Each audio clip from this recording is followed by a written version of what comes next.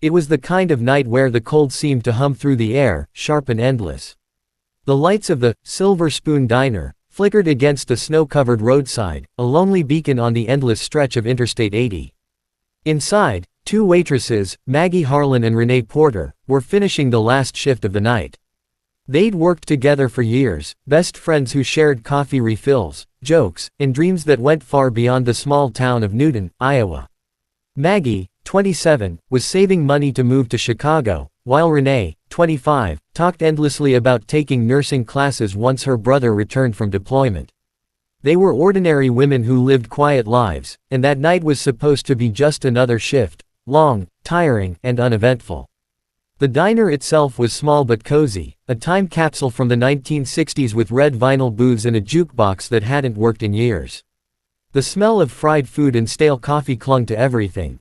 A few truckers had come and gone during the evening, and now only one man remained, a middle-aged driver in a dark flannel jacket, nursing a cup of black coffee at the counter. Maggie wiped down the tables while Renee counted the register. It was 11:30 p.m. when the bell over the door jingled one last time, letting in a gust of icy wind as the final customer left. The diner fell silent, the hum of the refrigerator and the ticking clock filling the space where laughter and conversation had been. Maggie looked out the frosted window toward the empty parking lot. The highway beyond was nearly deserted, only the occasional sweep of headlights passing in the distance. She sighed, grabbing her coat. "I swear this stretch of I-80 never changes," she said with a tired smile. "Same faces, same coffee, same old snow." Renee laughed and said, "Yeah, but at least it pays the rent." She zipped up her jacket and switched off the neon, open, sign, bathing the diner in a soft red glow as it faded to darkness. They stepped outside together, their breath visible in the freezing air. The snow crunched under their boots as they crossed the small lot toward Maggie's beat-up blue sedan. It was parked under a flickering streetlight that buzzed like an insect caught in a trap. Somewhere in the distance, a semi-truck rumbled by, the sound fading into the black horizon. Renee shivered and glanced around, her instincts prickling a little. "You ever notice how quiet it gets out here at night?" she asked. Maggie shrugged. "Yeah, it's creepy, but peaceful, too." They laughed softly, brushing it off, and loaded their bags into the backseat. Across the road, a gas station camera captured their figures under the dim light. Two young women in thick coats, one carrying a thermos, the other locking up behind her. It was an ordinary scene, but it would later become the last piece of evidence investigators had. At exactly 11:47 p.m., their car headlights came on, and the sedan pulled out toward the rest stop 5 miles west, a spot where truckers parked overnight and travelers stretched their legs. They never made it home. The next morning, a state trooper noticed the same blue sedan parked awkwardly at the rest stop, its driver's door slightly open. At first, he thought someone had just stopped to sleep. But as he got closer, unease set in. The car keys were still in the ignition. Maggie's purse sat on the passenger seat, her phone tucked neatly inside. Renee's coat was draped across the backrest. There were no signs of struggle, no footprints leading away, just a faint impression of tire marks behind the car, half buried by fresh snow. Inside the rest stop, the lights flickered weakly. A vending machine hummed. The bathrooms were empty. The only sound was the wind whistling through the trees. It was as if both women had stepped out for a moment and vanished into thin air. That eerie silence became the start of a mystery that would haunt local authorities for more than a decade.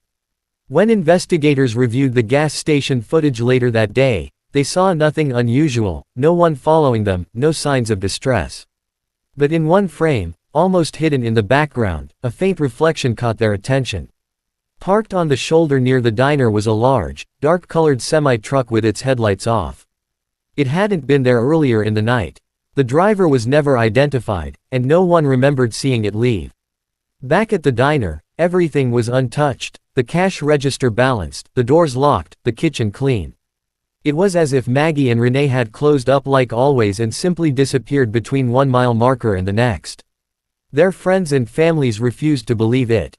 The police searched the nearby woods, the drainage ditches, even the frozen riverbanks, but the snow had erased any trace of what happened. The only thing left behind was the strange chill that lingered in the air, the feeling that someone had been watching them that night, waiting for the perfect moment to strike.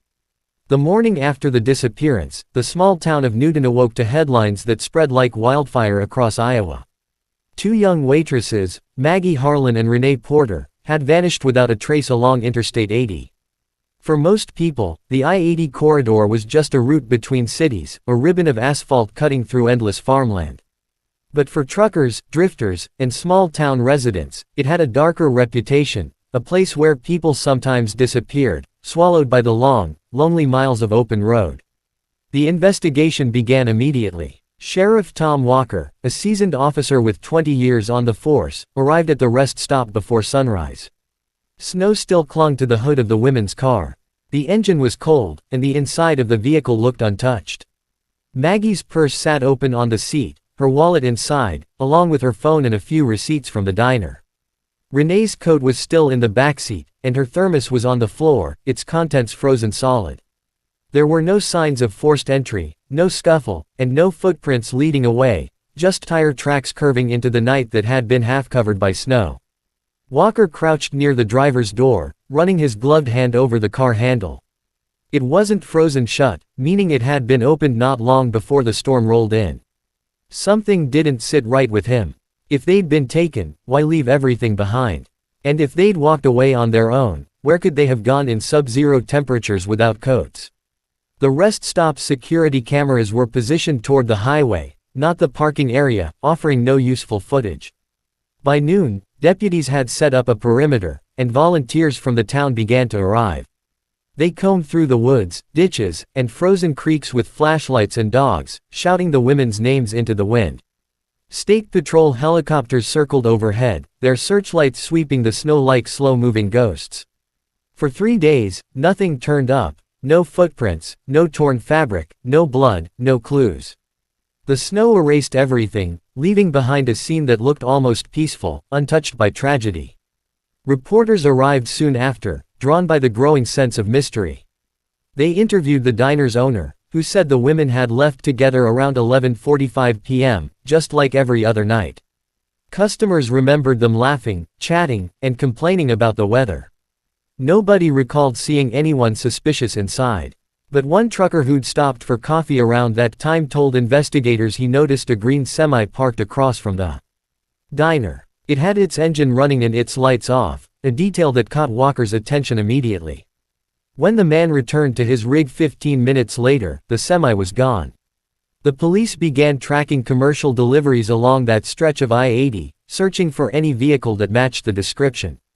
They contacted way stations, rest stops, and fuel depots, looking for the mysterious green semi. Nothing came up. The few leads they had fizzled quickly. The FBI joined the case, adding the women to a growing database of disappearances linked to highways. Still, no evidence tied them to foul play, and without witnesses, the investigation began to lose momentum. Weeks turned into months. The town rallied behind the families, organizing candlelight vigils and printing flyers that spread across the Midwest.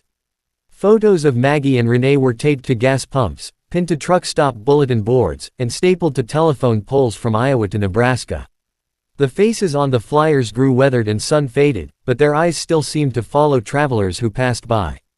Theories began to circulate. Some believed the women had been picked up by a trucker offering a ride home, only for something to go terribly wrong. Others whispered about a serial predator who used the interstate to hunt.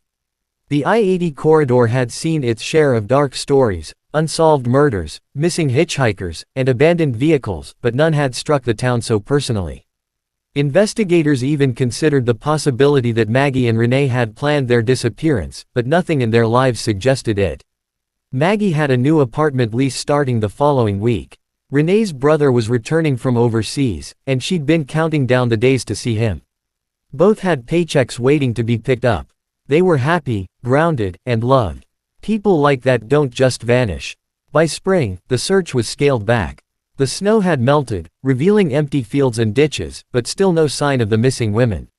The case grew cold. Sheriff Walker never closed it in his mind, though. He often revisited the rest stop at night, sitting in his cruiser, watching the lights of passing trucks glide by like silent ghosts. He knew whoever had taken them had used the cover of the storm, the isolation of the highway, and the rhythm of the road to vanish without leaving a trace. Years passed, and the file grew thicker with false leads, sightings, and tips that led nowhere. Some locals swore they'd seen the two women in truck stops across state lines. Others claimed to have overheard confessions from drifters passing through town. But every time the police followed up, the trail went cold again. Eventually, their faces became part of local legend, another unsolved story whispered about by travelers on lonely winter nights. Parents warned their daughters not to drive that stretch of highway after dark. Truckers told stories about strange lights and figures near the old rest stop, as if the spirits of Maggie and Renee were still trying to make it home.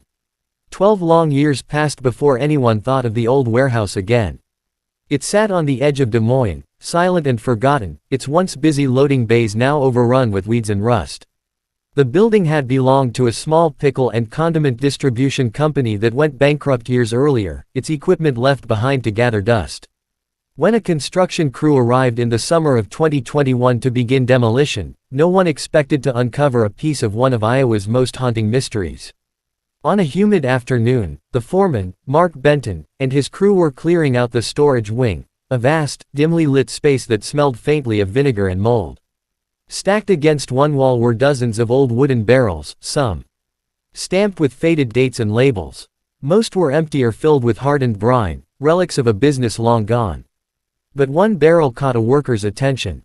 Its metal rim was heavily rusted, and the lid had been sealed tight with layers of wax and industrial glue. The label, barely legible, read, Pickles 2009. When they tried to move it, the barrel didn't budge easily. It was far heavier than any of the others. Two workers pried at the lid with a crowbar, and the moment it cracked open, an overpowering stench filled the air, something far worse than spoiled food. Everyone stepped back, covering their faces. The brine inside was dark, murky, and filled with strange debris that didn't belong. One of the workers, trembling, shined a flashlight into the barrel and froze. Floating just below the surface was what looked like a human hand. Panic broke out immediately. The crew backed away, calling the foreman, who quickly halted the entire demolition. Within the hour, police cars surrounded the warehouse. Yellow tape went up around the perimeter as detectives and forensic teams arrived, suited in masks and gloves. They moved carefully through the dark building, documenting everything. The smell of decay was unmistakable now, filling the air with a heavy, sour dread. As investigators examined the barrel, they realized it contained not one but two sets of remains, both adult women. Their bodies had been preserved in the brine, wrapped in layers of plastic and burlap. Despite the passage of time, traces of clothing and jewelry were still visible. The discovery shocked even the most experienced officers on the scene. Des Moines hadn't seen anything like it in decades. The coroner's van arrived just before dusk, and the remains were transported quietly under a tarp as reporters began to gather outside the gate. By the next morning, the story was already making headlines across the Midwest: human remains found inside pickle barrel at abandoned warehouse. For the families of Maggie Harlan and Renee Porter, who had spent 12 agonizing years waiting for answers, the news brought a mixture of grief and relief. Investigators sent the remains for DNA testing, and within a week, the results confirmed what many feared: it was them. Detectives reopened the long cold case, and Sheriff Walker, now retired, was brought back as a consultant. When he saw the photographs of the barrels, his hands trembled. The label, dated 2009, matched the year the women vanished. The warehouse where they were found had once been part of a regional food distribution network that supplied diners, gas stations, and rest stops, many along I-80. The connection was too strong to ignore. Inside the warehouse, investigators began searching for more evidence. They found traces of dried brine stains on the floor, indicating that the barrels had been moved multiple times. Old invoices and delivery forms were scattered across a desk in a small office upstairs. One of the documents listed regular deliveries to the Silver Spoon Diner, the same place where Maggie and Renee had worked. The paperwork was signed by a man named Earl Danner. Danner had been the owner of the Pickle Company, a quiet, unremarkable man in his 50s who had run his distribution routes himself, often hauling goods late at night. He had died of a heart attack in 2015, long before the warehouse was rediscovered. When police searched public records, they found that Danner's routes aligned almost perfectly with several other unsolved disappearances along the I-80 corridor from 2005 to 2011. Forensics examined the barrels carefully. Mixed into the brine were traces of industrial cleaning agents, antifreeze, and chemical preservatives, far more than any normal pickling process would use. It was clear the killer had intended to preserve the remains, to hide them among legitimate shipments where no one would ever think to look. The warehouse had likely been used as a dumping ground, its remote location and abandoned state making it the perfect hiding place. The news of the discovery reignited public interest in the case. Reporters crowded around the police barricades, capturing footage of the warehouse bathed in flashing lights. Family members visited the site, leaving flowers by the fence. Some workers said they could still smell the faint, sour odor in the air days later, even after the barrels were removed. It felt as if the building itself was exhaling secrets long kept in silence. For the investigators, the discovery of the pickle barrel was both a breakthrough and a grim reminder of how easily evil can hide in plain sight. The answers they had searched for over 12 years had finally surfaced, but they came from a place no one could have imagined, sealed in salt and vinegar, waiting to tell their story when the world was ready to listen again. The forensic team spent weeks combing through every inch of the warehouse, determined to piece together how two women could have ended up sealed inside a barrel for 12 long years. What they found went far beyond anything anyone expected. The barrels were just the beginning of a much larger and darker story, one that stretched across multiple states and years of vanished lives along Interstate 80. Inside the warehouse office, detectives discovered an old, dust-covered filing cabinet. Most of the folders were full of mundane business records, delivery receipts, invoices, and maintenance logs, but tucked between them was something strange. A small notebook with greasy fingerprints on the cover. Inside were handwritten notes listing dozens of towns, rest stops, and diner names, along with dates and driver initials. The handwriting was neat and precise, with short cryptic comments beside some entries like, "Quiet one, stayed late," and, "Won't talk again." Some of the entries matched dates when women had gone missing from those very locations. Every trail led back to one man, Earl Danner. The quiet, solitary owner of Danner's Midwest Pickle Supply, who had spent years delivering food to diners and rest stops all along I-80.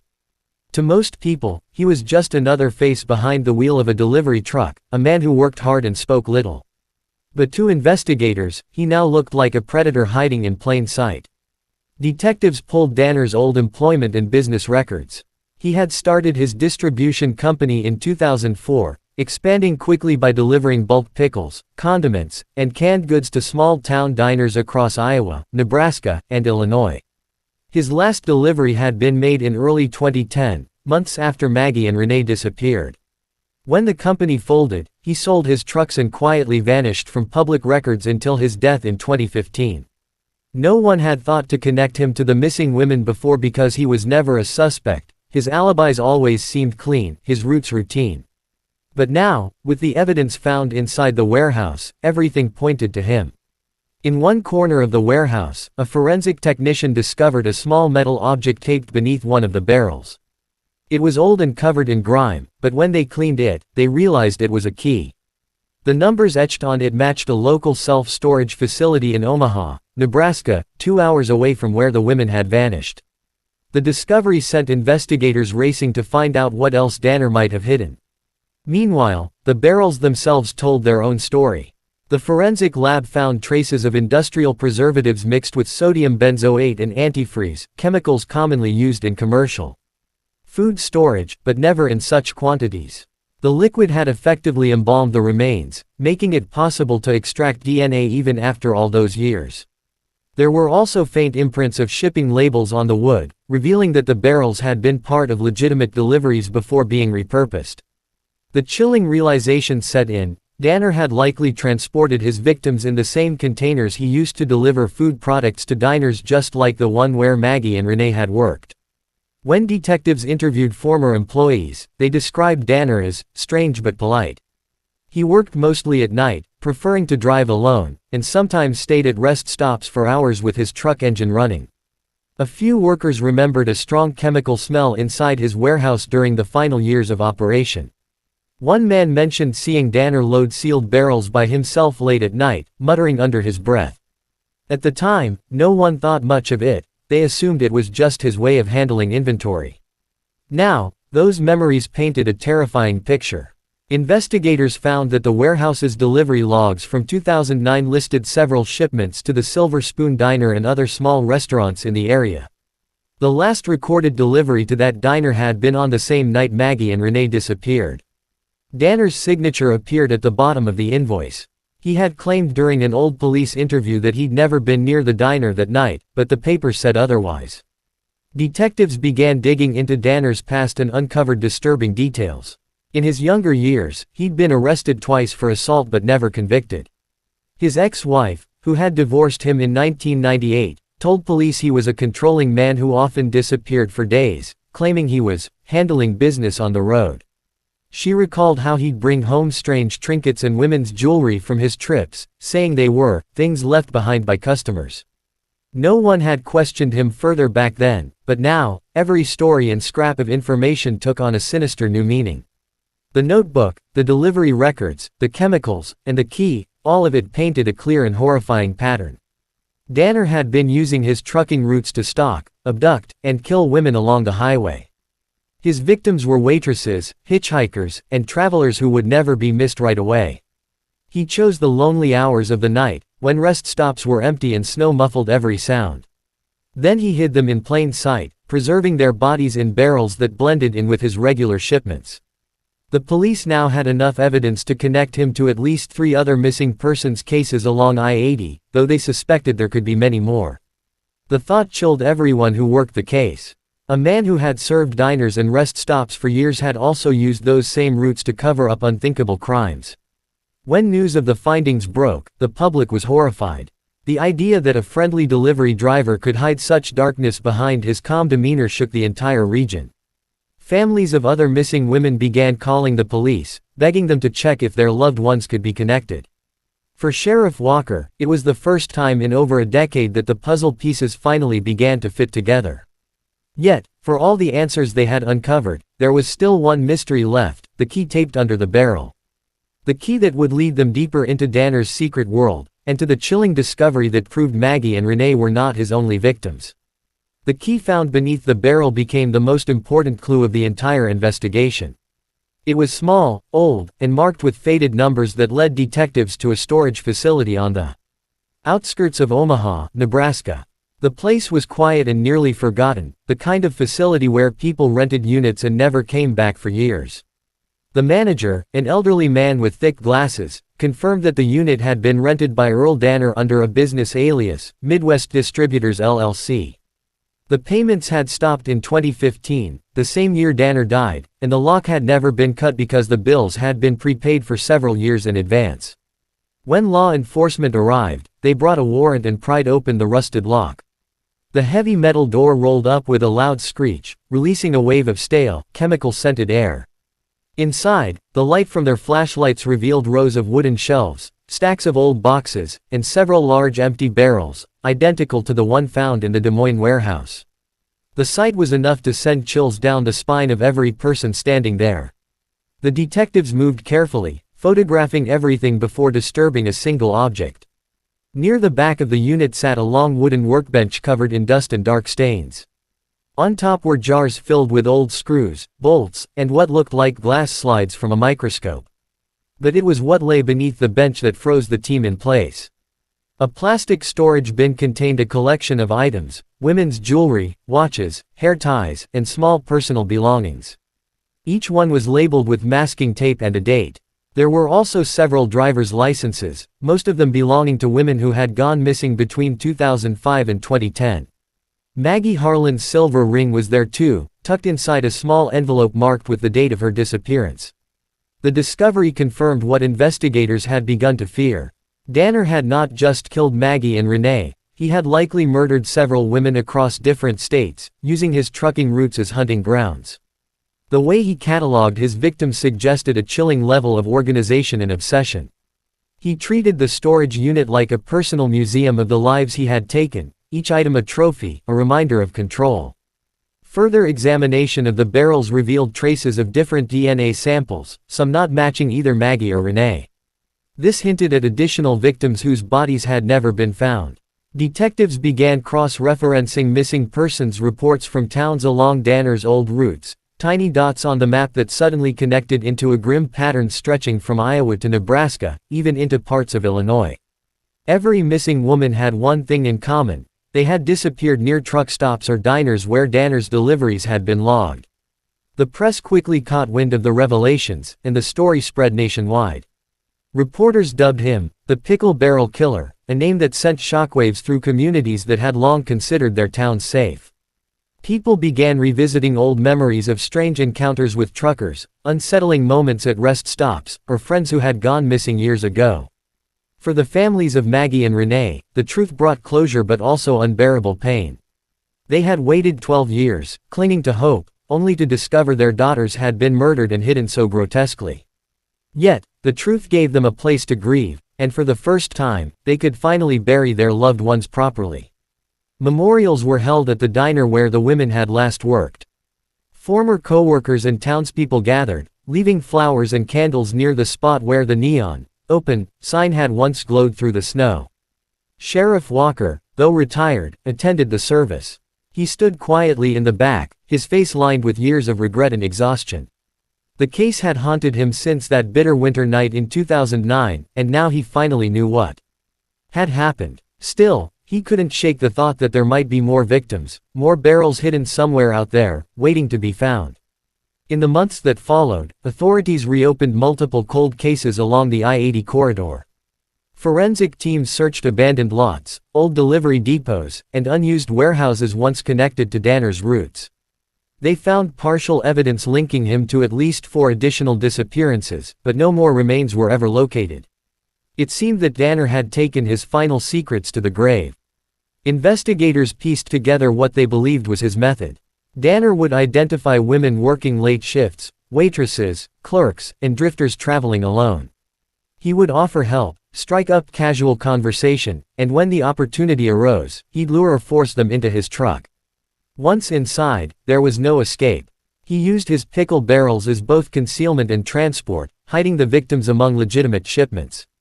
He drove his routes, unloaded his deliveries, and when no one was watching, stored the barrels in his warehouse under the guise of food stock. The realization chilled everyone involved. For years, Danner had traveled up and down that same highway, his truck blending in with thousands of others. He'd waved to other drivers, shared coffee with rest stop attendants, even delivered food to police departments, all while carrying unspeakable horrors in the back of his vehicle. Though Danner was gone, his legacy of terror lingered. The discovery of the storage unit forced federal agencies to develop new tracking systems for long-haul drivers, especially those operating independently. Laws were proposed to install better surveillance at rest stops and improve data sharing between state police departments. Maggie and Renee's case became a turning point in how law enforcement handled missing persons along major highways. Still, even as the headlines faded and justice seemed complete, the story left behind an uneasy silence. Every time a truck engine rumbled through the dark stretches of I-80, locals couldn't help but glance into the shadows, wondering if somewhere out there, another barrel still sat sealed and waiting, holding one more secret that Earl Danner never meant for the world to find.